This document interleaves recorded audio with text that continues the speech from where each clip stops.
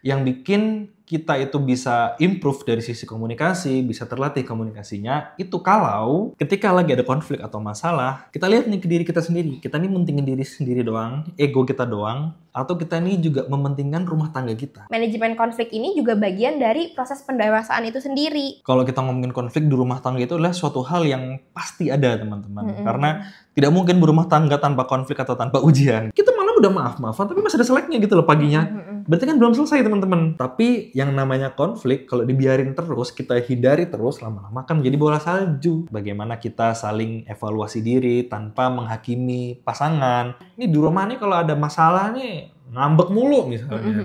Apa sih kamu nyalain aku mulu?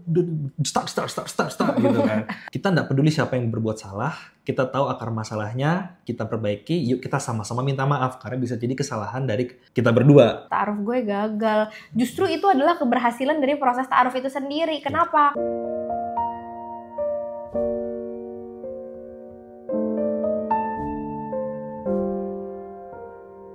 Assalamualaikum warahmatullahi wabarakatuh. Waalaikumsalam warahmatullahi wabarakatuh. Ketemu lagi di Mau Cerita. Kecil. Oke, kita mau bahas apa lagi nih? Kamu mau cerita apa hari ini? Kita ngemeng-ngemeng, aku terutama ya, agak beda ya. Kenapa tuh? Pakai tobe. Karena lagi habis pulang dari masjid, terus malas ganti baju. Dan biar agak beda sedikit lah, sekali-sekali pakai ini. Kalau aku tetap sama ya. Iya, karena males. sama, kita semua malas ganti. Jadi kita lanjut. Jangan berhenti, ayo lanjut. Oke, kita akan lanjut ya hari ini. Kita hari ini mau cerita sesuatu yang cukup krusial di 4 tahun usia pernikahan kita ya. Iya, jadi setelah kita jalani pernikahan ini, yang masih muda ini ya, menurut kami ini masih belum ada apa-apanya, masih ecek-ecek lah. Gitu ya. Tapi satu hal yang mungkin pengen kami bagiin atau sharing ke teman-teman adalah betapa pentingnya selain komunikasi itu sendiri adalah bagaimana kita menghandle konflik atau manajemen konflik dan emosi dari masing-masing dari kita ya. Karena sepertinya setelah kita analisis atau mungkin teman-teman juga habis kemarin nonton video kita berempat ya sama Hawariun dan Dena. Jadi komunikasi itu memang betul sangat penting, tapi yang bikin kita itu bisa improve dari sisi komunikasi, bisa terlatih komunikasinya, itu kalau ketika kita dihadapkan dengan konflik sesungguhnya. Betul. Jadi bayangin teman-teman kalau kita sama ya teman-teman kita ya, kalau kita lagi happy-happy aja sama bestie gitu ya, sama teman-teman sekolah atau teman-teman kuliah, ya kita kalau ngomong, ya kalau nggak ada apa-apa, biasa-biasa aja ya udah bagus-bagus aja gitu kan. Kita gampang gitu mengeluarkannya. Kata-katanya, ngobrolnya enak-enak aja. Tapi coba deh kita lihat kalau misalnya kita dihadapkan konflik dengan teman kita sendiri. Atau sama ya sahabat terdekat lah. Mungkin kita pas lagi nggak ada masalah nih, kita biasa-biasa aja. Tapi begitu ada konflik, nah gimana tuh? Apakah kita langsung nggak ada kontak sama sekali, benar-benar menghilang, lost contact, putus tali silaturahminya atau gimana nih? Atau nggak usah jauh-jauh sama teman, mungkin sama orang tua atau keluarga sendiri. Mungkin kita kalau lagi happy-happy aja, ya enak-enak aja ngobrolnya sama bapak, sama ibu gitu ya. Tapi ketika dihadapkan dengan konflik atau masalah gitu ya, entah masalah kita sendiri atau gimana, coba deh, apakah kita akan mencelak-mencelak marah, emosi, ya kan? Atau kita langsung mengurung diri di kamar atau gimana? Yang sepertinya tidak akan mungkin kita lakukan dengan pasangan kita sendiri ketika kita sudah menikah. Iya, dan yang pastinya mungkin setiap orang punya respon yang berbeda-beda ya terhadap hal itu. Karena kalau misalnya kita masih menggunakan konsep ataupun manajemen konflik kita seperti kita belum menikah, mungkin setiap orang pernikahannya cuma bertahan 2 hari atau 2 bulan gitu ya. Kayak orang pacaran aja gitu kan. Awal-awalnya romantis, manis-manis di awal gitu kan. Ketika ada konflik yang mungkin cukup besar, nggak sanggup, udahlah kita putus aja. Selesai. Sama halnya juga teman-teman seperti respon teman-teman ketika keadaan negara nih misalnya kayak lagi fine-fine aja, lagi baik-baik aja. Sama ketika negara kita ada suatu konflik yang kayaknya besar banget, yang kayaknya sampai melibatkan orang-orang yang mageran gitu istilahnya sampai pada turun ke jalan. Contohnya kayak kemarin ada sampai demo dan menghasilkan 17 plus 8 tuntutan rakyat. Ini contoh ya teman-teman. Respon dari setiap kita tuh juga pasti akan berbeda masing-masing kita ya. Tapi lihat deh ketika negara lagi mungkin baik-baik aja sama negara lagi tidak baik-baik aja, sebagian dari kita pasti akan memilih untuk speak up terhadap keadaan yang sedang terjadi. Nah, keputusan itu pun, respon kita speak up itu pun juga dilihat dari bagaimana kita menghadapi konflik itu sendiri. Apakah ketika konflik itu hadir, kita memutuskan untuk, oh ini bukan urusan gue sih, gue gak usah ikut-ikutan deh gitu. Atau itu ada unsur ada kepedulian atau enggak sih dari sisi kita kemanusiaan, sendiri? Iya. Kan? Atau ketika konflik itu hadir, apakah kita memutuskan untuk mungkin ini bukan 100% urusan gue, mungkin gue nggak 100% terdampak dari kasus ini. Tapi berarti ada ego juga ya? Iya. Tapi gimana kalau misalnya ada orang lain yang terdampak, gimana keluarga-keluarga yang menjadi korban dan segala macam. Jadi ketika kita ketemu sama sebuah konflik apapun itu, baik dengan pasangan, dengan teman, keluarga, negara sekalipun, ada bagian ego yang kayak dalam tanda kutip memutuskan tindakan kita tuh akan seperti apa. Apakah kita akan justru dengan ego kita itu kita cenderung membela diri ataupun cenderung self defense gitu ya, melindungi diri kita sendiri. Ya udah yang penting diri gue gitu ya. Yang penting diri gue doang, atau justru dengan ego itu kita tuh memperlihatkan keprihatinan kita, empati kita sama orang-orang yang ada di sekitar kita. Yang mungkin juga terlibat secara langsung gitu ya terhadap masalah itu. Salah satunya dengan pasangan gitu kan. Berarti kalau kita berkaca ke pasangan, ketika lagi ada konflik atau masalah, kita lihat nih ke diri kita sendiri. Kita nih mentingin diri sendiri doang, ego kita doang, atau kita nih juga mementingkan rumah tangga kita. Betul. Atau kalau sama orang tua kita ya berarti kita mementingkan keluarga kita, keutuhan keluarga kita. Betul. Mana yang kita pentingin gitu. Karena mungkin kalau kita sama teman, ya mungkin kita masih seakan-akan punya pilihan gitu ya. Untuk tidak berteman. Ya udah, gue nggak berteman, ya udah biarin aja gitu loh. It's not the end of the world gitu bahasanya gitu kan. Tapi kalau misalnya kita sudah berhubungan dengan rumah tangga, itu kan sesuatu apa ya, kalau berumah tangga itu kan, kalau kita bahas juga kemarin itu, ini adalah mitsakon golidho. Mitsakon golidho. Golidho. Atau perjanjian yang berat. Dan ini juga bukan kayak pacaran gitu ya, yang tanpa komitmen, nggak jelas gitu kan. Tapi ini selain kita hubunganku dengan kamu misalnya, tapi ini adalah hubungan kita dengan Allah juga gitu loh. Perjanjian yang agung, yang suci gitu. Awalnya janjinya udah nggak main-main gitu loh. Masa iya sih dengan kita mementingkan ego sendiri jadinya perjanjian ini rusak, ya kan? Atau ternodai bahasanya. Dan setiap kita itu menikah ataupun gak menikah, kita tuh pasti memang ego itu selalu ada di samping kita kok. Ego itu masih selalu ada bersama kita. Kita belum nikah, mungkin kita punya ego yang lebih besar terhadap keluarga kita, teman kita, saudara kita, dan semacamnya. Tapi ketika kita menikah, kita jadi punya ego yang bisa jadi lebih besar juga sama pasangan kita.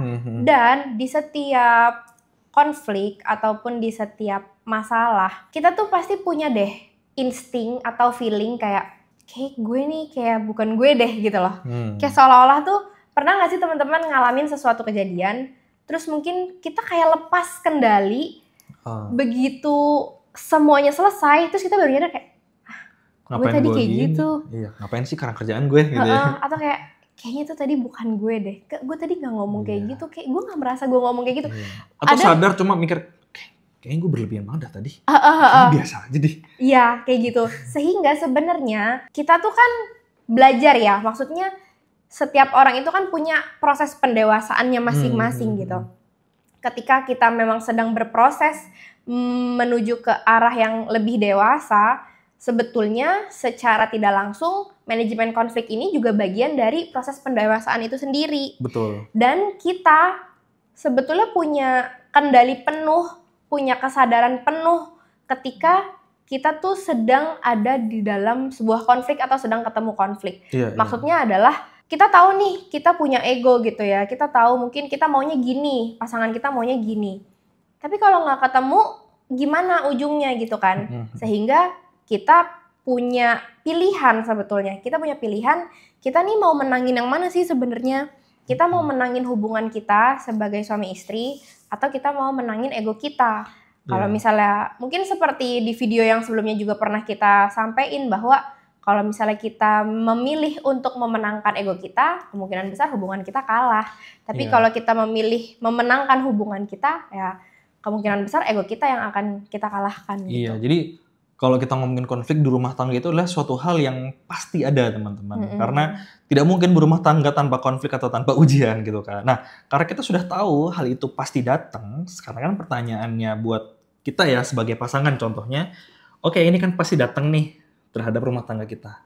So, what we need to do kalau ini datang gitu kan. Pastinya, makanya mungkin teman-teman juga familiar dengan istilah namanya manajemen konflik. Iya betul, namanya konflik itu perlu di-manage gitu kan.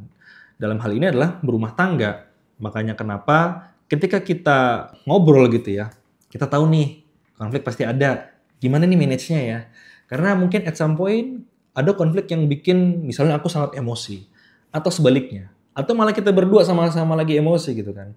Tapi mungkin kita juga sama-sama paham gitu kan kalau lagi marah, emosi, panas gitu ya. Ya ketika kita ngomong ya udah itu kita ngomong pakai api-api aja semuanya gitu kan. Api sama api ketemu gimana sih jadi meledak dor gitu kan. Makanya ini adalah sesuatu yang mungkin tidak baik atau tidak sehat dalam hal berkomunikasi. Nah lagi-lagi hubungan sama komunikasi. Kita tahu nih kita nggak bagus nih latihan komunikasi misalnya dalam kondisi yang seperti ini.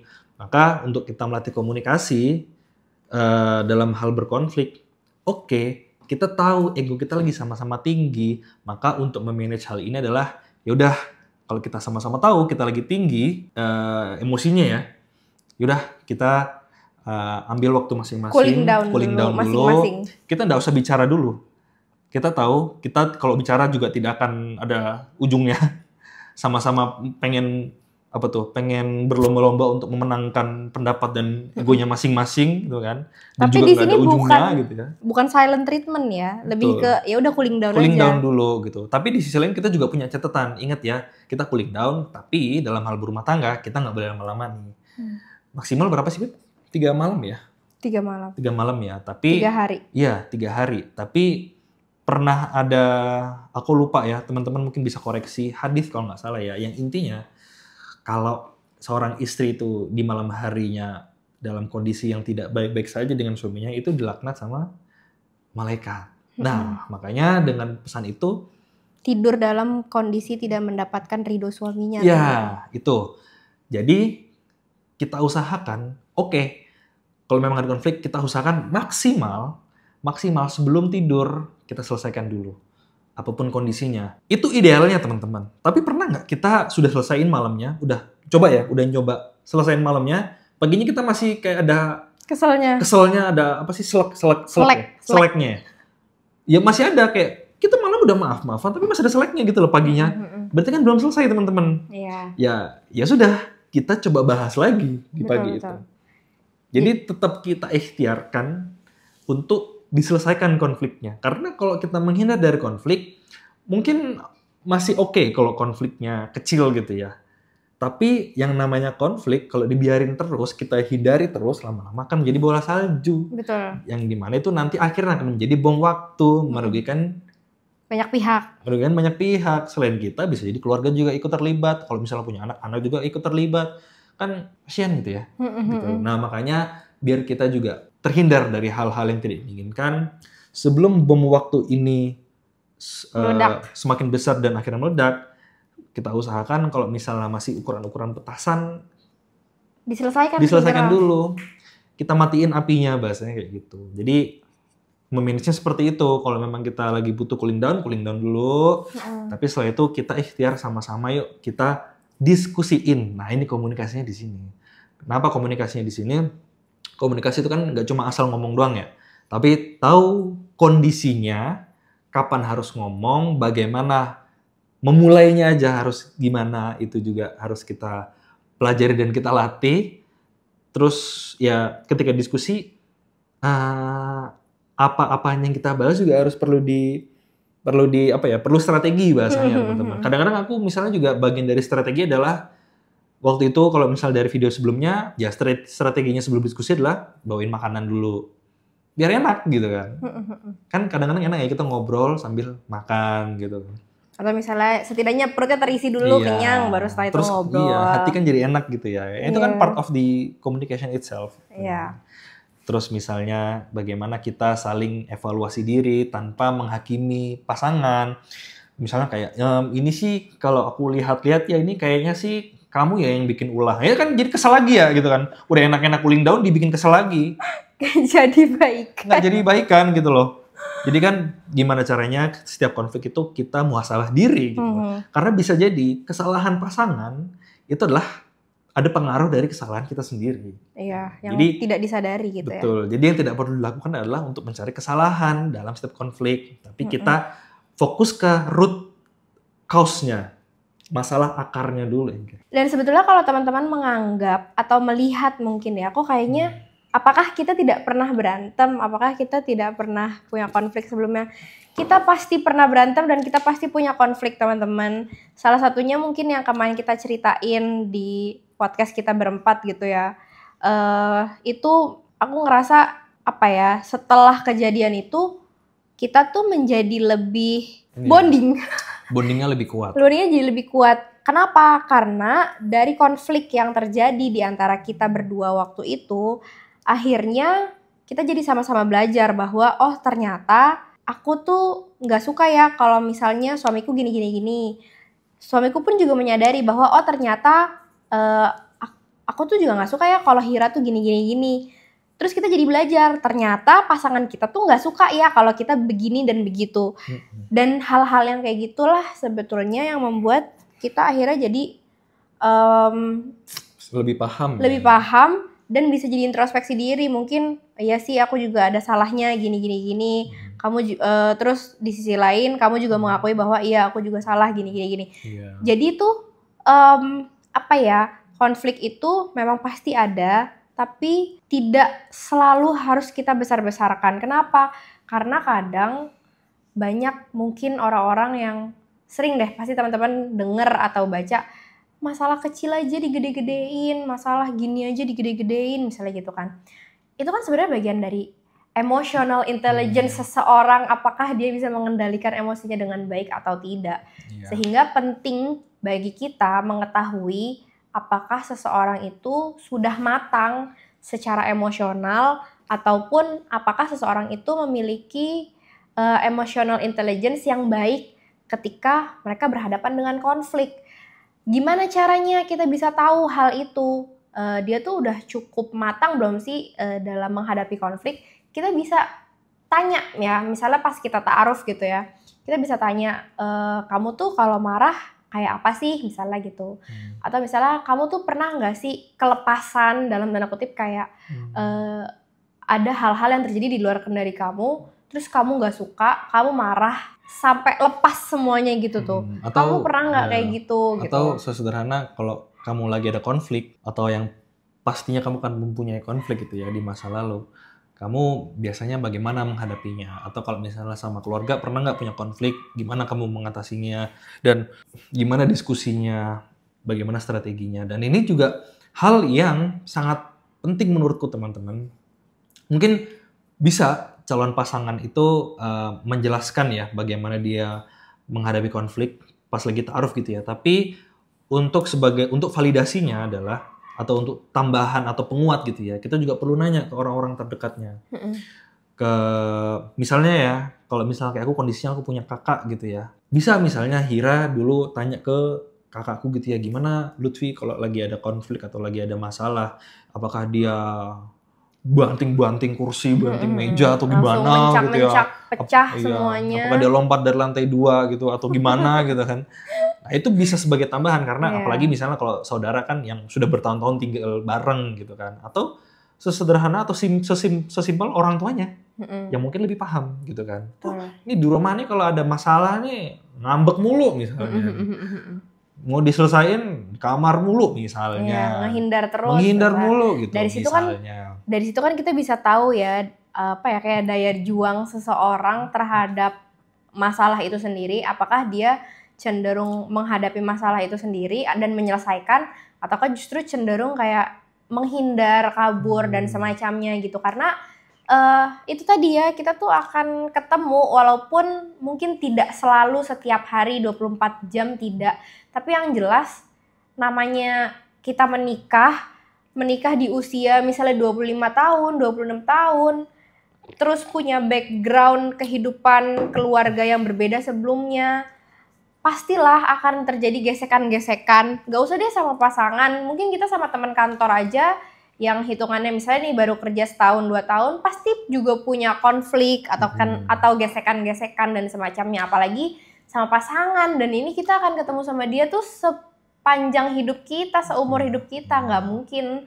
kalau nggak ada masalah. Ya sepanjang pernikahan ini berlangsung sebenarnya. Benar. Iya, apakah kita juga bisa ngeliat track recordnya ya dari teman-temannya? Oh, misalnya si A ini dulu kalau di sekolah suka menjadi penengah misalnya kalau lagi ada konflik sama teman-temannya, atau bisa dari siapapun gitu yang bisa dekat sama. Jadi apa yang calon pasangan kita sampaikan dengan tambahan data dari orang-orang tersebut, oh ternyata valid nih apa yang disesuaikan.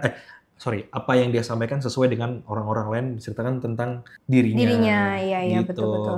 Itu penting sekali, bener-bener penting sekali, karena ini kita akan menghadapi hal ini selama pernikahan itu nanti gitu loh, apa yang Hira sampaikan tadi gitu. Jadi, baik untuk laki-laki dan perempuan ya. Iya, dan ini sebisa mungkin jangan sungkan, jangan genakan, dan ini teman-teman perlu banget tahu. Betul.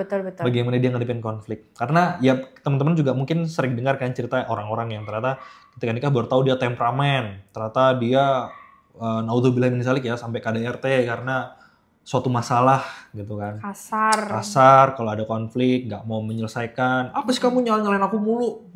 Start gitu kan.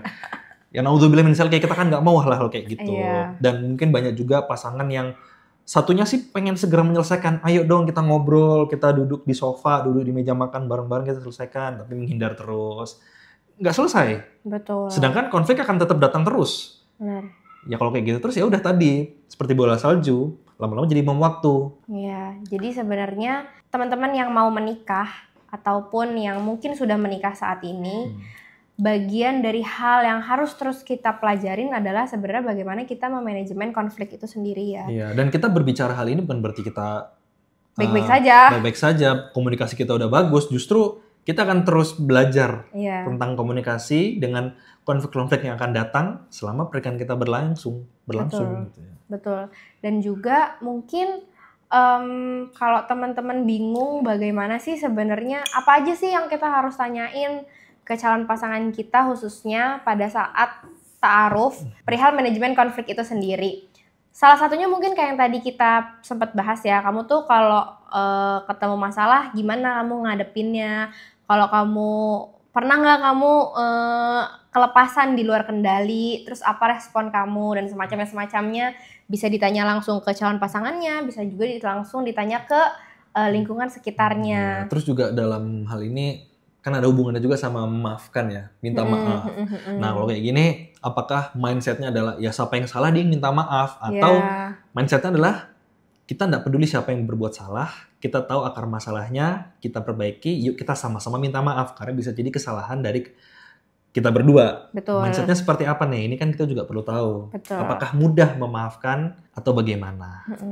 Karena bagaimanapun kita tuh hidup akan insya Allah ya, kalau kita perhatiin siklusnya, kita tuh akan hidup lebih lama sama pasangan kita.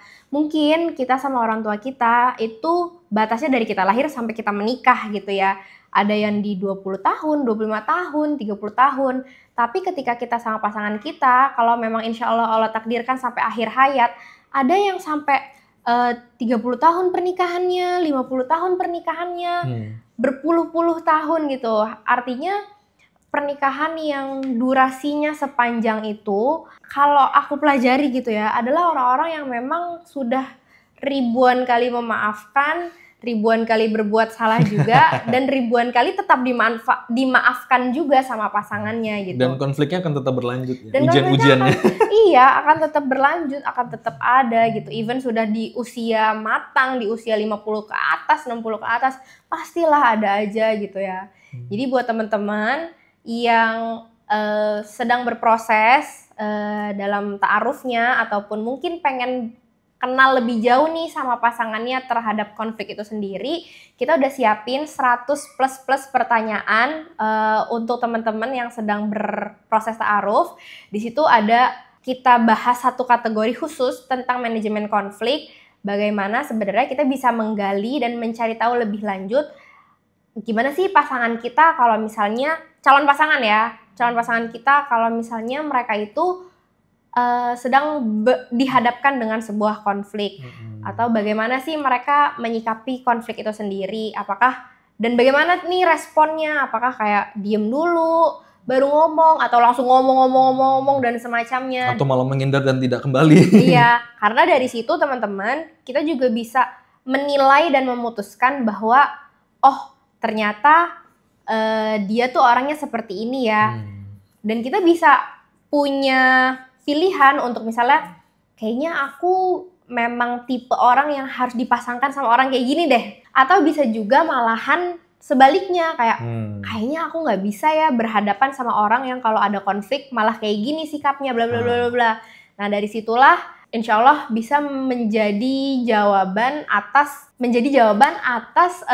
mungkin doa istikharah kita dan semacamnya. Kenapa kayak gitu? Karena kalau teman-teman pernah nonton video kita yang sebelumnya juga, kita ngebahas tentang 3 alasan besar perceraian di Indonesia. Salah satunya adalah karena konflik yang terus terjadi berulang-ulang.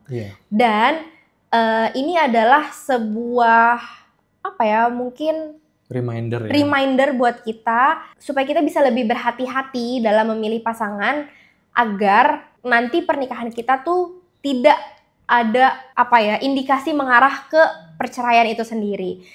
Jadi hal-hal yang memang bisa kita antisipasi dari awal bahwa oh ternyata si calon pasangan kita sikapnya begini dan begitu, kita di situ bisa memutuskan mumpung statusnya memang belum menikah. Betul. Jangan sampai kayak kita baru tahu ternyata si orang ini tuh tidak sesuai dengan apa yang memang kita butuhkan, terus menjadi ada konflik yang berulang sampai akhirnya mungkin kita capek, bosen, lelah dan segala macam berujung ke perceraian itu sendiri, nauzubillah min zalik gitu. Iya, dan kita semua pastinya tidak mau lah mengarah ke hal-hal tersebut. Dan apalagi kalau ta'aruf teman-teman, justru ini haknya kita ya.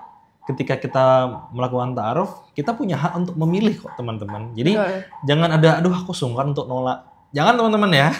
Kalau mungkin sungkan nolak oleh-oleh, makanan nggak apa-apa. Tapi kalau ini jangan pakai sungkan teman-teman.